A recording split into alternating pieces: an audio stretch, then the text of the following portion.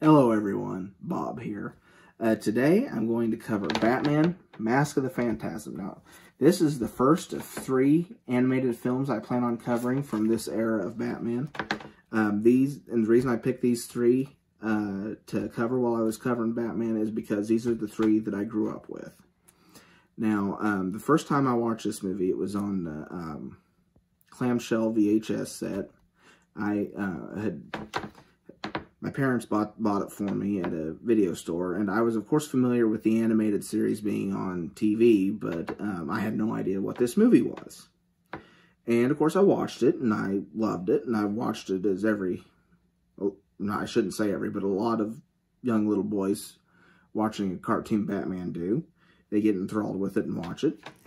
But it wasn't until I revisited the film much later that I realized how much of the going on in this movie I didn't fully understand. Now that as an adult, I get a lot of the jokes. I get a lot of the storyline that I, as a youngster, evidently wasn't smart enough to follow and have a whole new appreciation for this. This, other than the original 1989 Tim Burton directed Batman with Michael Keaton and Jack Nicholson, this is my favorite Batman movie.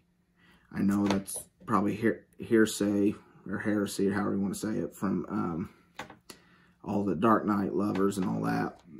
There's nothing wrong with that. Everybody's entitled to their own opinion and preferences. But I grew up with this, and the masterful voice acting performances from Kevin Conroy as Bruce Wayne and Batman, and Mark Hamill as Joker. I didn't realize until much, much later that Luke Skywalker was Joker. That was one they pulled a fast one on me, folks. And that just tells you how good of a job he did in this. Now, when I watch this film, a lot of the times I will watch it on this Laserdisc, which is a CAV Laserdisc. Now, while they only get about a half hour of film on each side,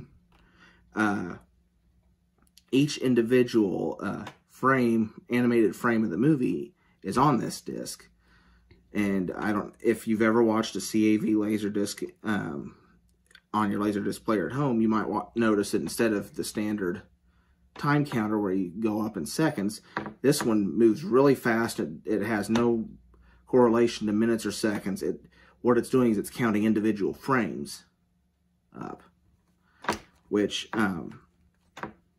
again, this is just the way I prefer to watch it. Now, it is also included in this limited edition set, and I believe there's also a regular edition. It just doesn't have all the bells and whistles this one does, but it's also available on Blu-ray, and I have watched the Blu-ray. The Blu-ray comes both with the widescreen version and the full screen version, which I covered in another video. But and yes, the colors and everything pop in that, and the sound, you have all your surrounds, but there's something nostalgic about watching this on Laserdisc.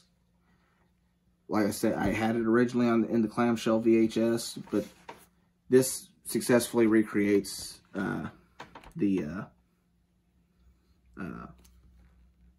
childhood memory or nostalgia for me, if that makes sense.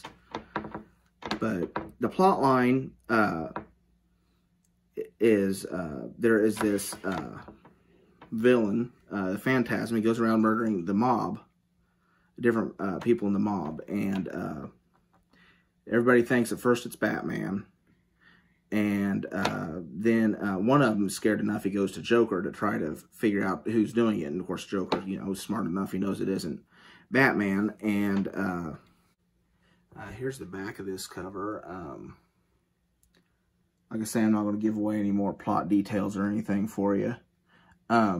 Like the cartoon, or obviously this is the cartoon, it's animated, but like the animated series, I guess is the better way to say that. This was animated on black construction paper, so it has a natural dark look to it, and to me it feels just like it could be a natural extension of the Tim Burton movies.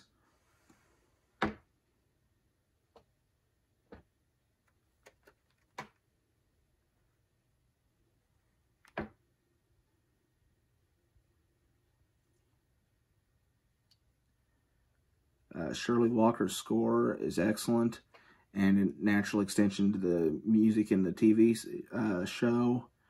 And like I said, I cannot recommend this movie enough. And that's all I've got for today.